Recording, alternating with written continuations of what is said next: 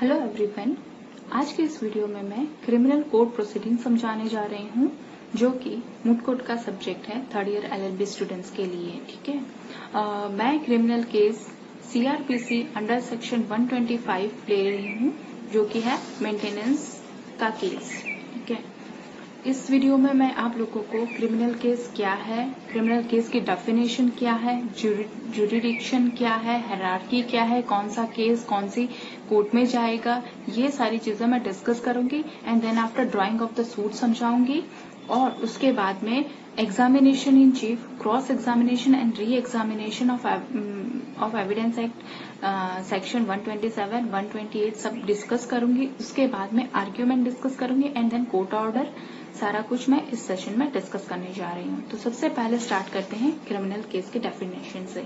So what is the definition of a criminal case? A criminal case is a type of court proceeding in which defendant is tried for conduct that is considered to be illegal according to state legislature or government.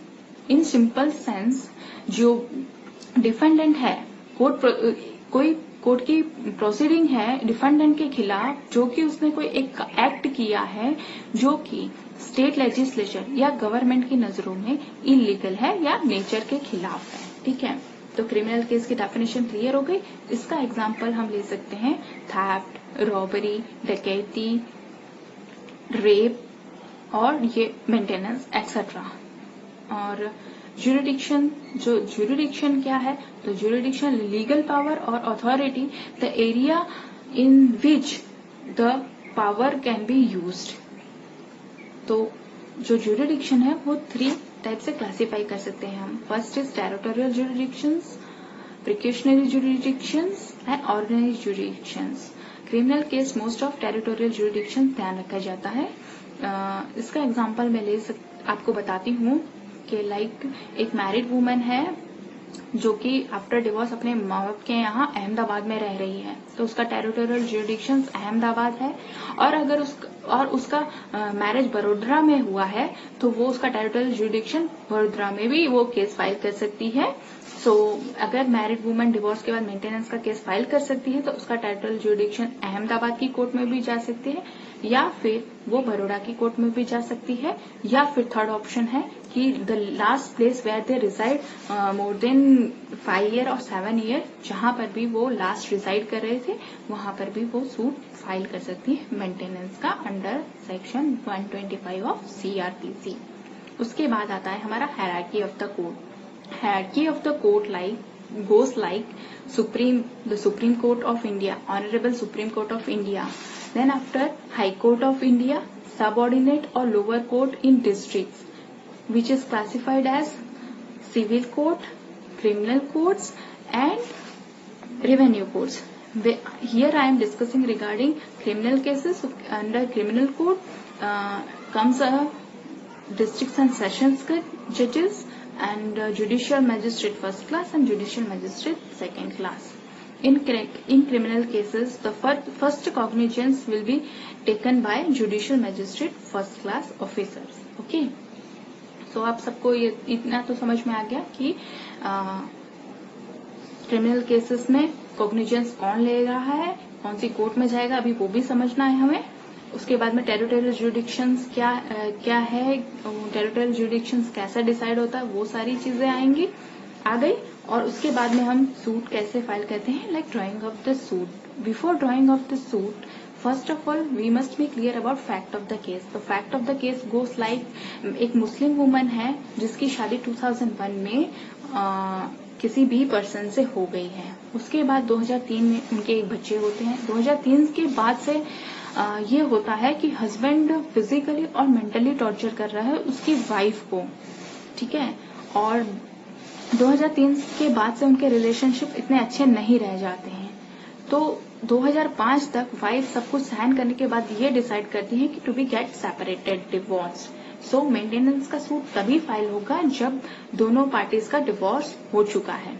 Divorce के बाद जब वो अपने माता पिता के यहाँ अहमदाबाद में रहती है तो वो सूट फाइल करने का सोचती है। और फर्स्ट इसमें जब सूट फाइल करने का आता है तो वो जो कि है मुस्लिम वुमन है, तो वो 3 तरह से वो जा सकती है, सूट फाइल कर सकती है। तो first, protection of divorce of Muslim women act 1986 यानी उनके पर्सनल लॉ के तहत भी जा सकती है। Second thing, general law CRPC under section 125 of maintenance act जा सकती है, और अगर उसके टेरिटरी में अगर कोई फैमिली कोर्ट अवेलेबल है तो वो फैमिली कोर्ट थ्रू भी जा सकती है। ठीक है, इसके बाद आता है ड्राइंग ऑफ अवर सूट। तो सूट ड्रॉ करने, ड्राइंग ऑफ द सूट में सबसे पहले इम्पोर्टेंट है कि जो सेक्शन 126 ऑफ CRPC ये बोलता है कि proceedings for receiving of maintenance of allowance, ये बोलता है 126 ऑफ CRPC। और CRPC 126 प्रोसीजर है वो ये डिसाइड करता है कि कौन सा ये केस कहाँ जाएगा। तो ये केस जाएगा judicial magistrate first class court में। सूट में जो सबसे पहले हेडिंग आएगा हमारा ड्राइंग ऑफ द सूट में, तो उसमें लिखेंगे in the court of judicial magistrate first class Ahmedabad, case का नंबर, एंड देन जो है हमारा जो उसको बोलते हैं एप्लीकेंट जो भी है मुस्लिम वुमन वर्सेस डिफेंडेंट जो है उसका हस्बैंड। ठीक है, एप्लीकेंट मुस्लिम वुमन हो गई and defendant. Here defendant in maintenance case we can not write the accused, we must have to write defendant only. So ये हमको ध्यान रखना है इसमें। ठीक है, उसके बाद में the proceeding of maintenance will be done in presence of both the parties. ये जो मेंटेनेंस की प्रोसीडिंग है वो दोनों पार्टीज के प्रेजेंस में ही चलेगी। ठीक है, जब कोर्ट के पास एप्लीकेशन रिसीव होती है और कोर्ट को लगता है कि फैक्ट्स एंड फाइंडिंग ट्रू है, तब दोनों पार्टीज को कॉल किया जाता है और उसके बाद में फर्स्ट जो होता है एग्जामिनेशन इन चीफ होता है दोनों पार्टीज का। दोनों पार्टीज के खुद के एडवोकेट उनसे क्वेश्चन पूछते हैं कि क्या ये फैक्ट जो आपने कहे हैं, वाइफ से पूछते हैं कि जो आपने कहा है कि आपके साथ में फिजिकल और मेंटल हैरेसमेंट करने में आया है, ये सारी चीजें सही हैं? वो बोलेंगी हाँ आपके 2 बच्चे हैं, हाँ मेरे 2 बच्चे हैं, आप मेंटेन नहीं कर पा रही खुद को? हाँ मैं मेंटेन नहीं कर पा रही हूँ खुद को। उसके बाद एग्जामिनेशन इन चीफ हस्बैंड का पूछा जाएगा, तो वो बताएंगे, उनसे पूछा जाएगा कि क्या जो एलिगेशन आपके वाइफ ने लगाया है वो सही है, तो वो सब डिनाई करेगा, डिनाई सेल्फ डिनाई एवरीथिंग ही denies about the allegation which was put on him by his wife. Okay, फिर उसके बाद हस्बैंड से पूछा जाएगा कि क्या आपको ये सारी चीजें गलत है, इसका कोई प्रूफ है? तो वो बताएगा कि सर हमारे डिवोर्स का कारण ही यही था कि इसका इलीगल अफेयर था, इसने मुझे खुद बताया था, उस बेस पे इसने मुझसे खुद बोल के डिवोर्स लिया था और अब उस मेंटेनेंस का सूट फाइल कर रही है। जो कि ये बात भी है कि वो एक स्कूल में काम कर रही है और वो आपको खुद को मेंटेन करने में लायक, वो खुद को मेंटेन कर सकती है, फिर भी वो मेंटेनेंस का सूट फाइल कर रही है। ये सारी चीजें हस्बैंड द्वारा बताने में आएगी। तो examination in chief under section 127 of evidence act होगा। उसके बाद क्रॉस एग्जामिनेशन होगा। Cross examination under section 128 of evidence act होगा, जिसमें कि वाइफ का जो एडवोकेट है हस्बैंड से क्वेश्चन करेगा, हस्बैंड का एडवोकेट है वो वाइफ से क्वेश्चन करेगा। क्रॉस एग्जामिनेशन में फर्स्ट क्रॉस एग्जामिनेशन हस्बैंड का होगा, हस्बैंड से पूछा जाएगा। क्रॉस एग्जामिनेशन में ये बात सबसे ज्यादा ध्यान रखने वाली है कि in cross examination you can never ask a leading question. Leading question हम क्रॉस एग्जामिनेशन में नहीं पूछ सकते हैं। लीडिंग क्वेश्चन क्या होते हैं कि उसकी पर्सनालिटी को हर्ट करे, वैसा कोई क्वेश्चन हम लीडिंग क्वेश्चन में नहीं पूछ सकते हैं। जैसे कि लीडिंग क्वेश्चन में अगर हम वाइफ को पूछते हैं कि क्या आपका किसी के साथ इलीगल अफेयर है, डायरेक्ट हम ऐसा कुछ नहीं पूछ सकते। क्रॉस एग्जामिनेशन में हम कोई क्वेश्चन पूछेंगे, उसी क्वेश्चन के जो हम आंसर रिसीव करते हैं उसी आंसर में से फिर हमें दोबारा क्वेश्चन पूछना होता है। क्रॉस एग्जामिनेशन हस्बैंड का होता है।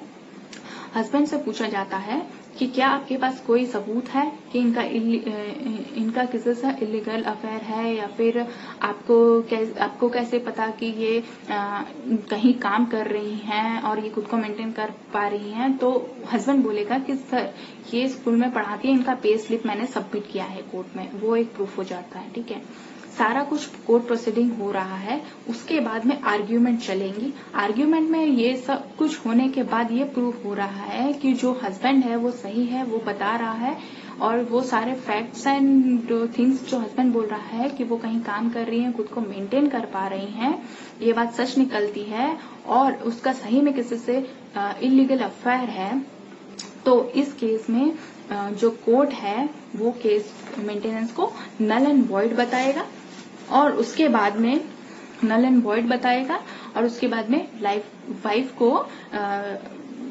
मेंटेनेंस रिसीव नहीं होगा। She is not liable to receive maintenance from her husband. But अगर इसके उल्टा, अगर जो वाइफ है, जो फैक्ट्स एंड फाइंडिंग है, जो वाइफ ने बताए हैं, वो सारी चीज प्रूव हो जाती है, और ये पाया जाता है कि सच में हस्बैंड ने क्रूरता की है अपनी पत्नी पे, और अभी वो उस कंडीशन में नहीं है कि खुद को मेंटेन कर सके, तो in that case court orders for maintenance and husband is liable to pay maintenance to his wife, her नहीं, his wife.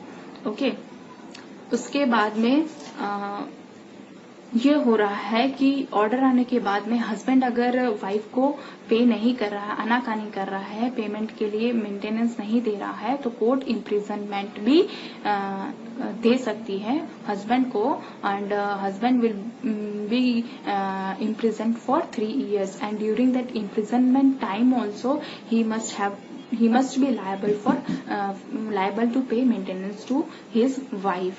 ठीक है, तो मेंटेनेंस वाइफ को कब से रिसीव होगा, तो जब से कोर्ट की प्रोसीडिंग शुरू हुई है तब से उसको मेंटेनेंस रिसीव होना चाहिए हस्बैंड के द्वारा। कोर्ट के ऑर्डर के बाद से मेंटेनेंस नहीं, जब से कोर्ट का प्रोसीडिंग शुरू हुआ है, at the beginning of the court procedure the wife is liable to receive maintenance from her husband. That's all. So this was all about conducting of criminal case under court.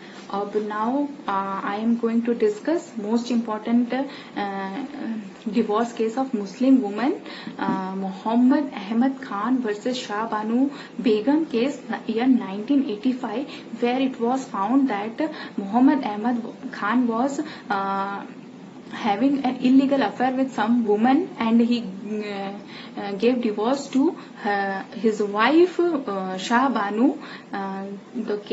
Then after divorce, Shah Banu Begum has filed suit for maintenance. Suit for maintenance. Then her husband was called in court, and it was said that you must have to pay maintenance to your wife. Then the husband denied that I already have given divorce to her and I am not liable for to pay maintenance to her. But also he said that the amount of meher I already paid to her, so I am not liable to pay maintenance. But court ये सारी चीजें सुनने के बाद court फिर भी ये देख रही कि शाह बानो खुद को मेंटेन नहीं कर पा रही है, तो कोर्ट ने फिर मोहम्मद अहमद खान को बोला कि नहीं, आपको मेंटेनेंस पे करना है। अगर वो ये जो फर्स्ट इम्पोर्टेंट केस है, केस लॉ है मेंटेनेंस ऑफ मुस्लिम वुमन के लिए, protection of divorce of Muslim woman act 1986। ठीक है, so hope everything is clear. Thank you.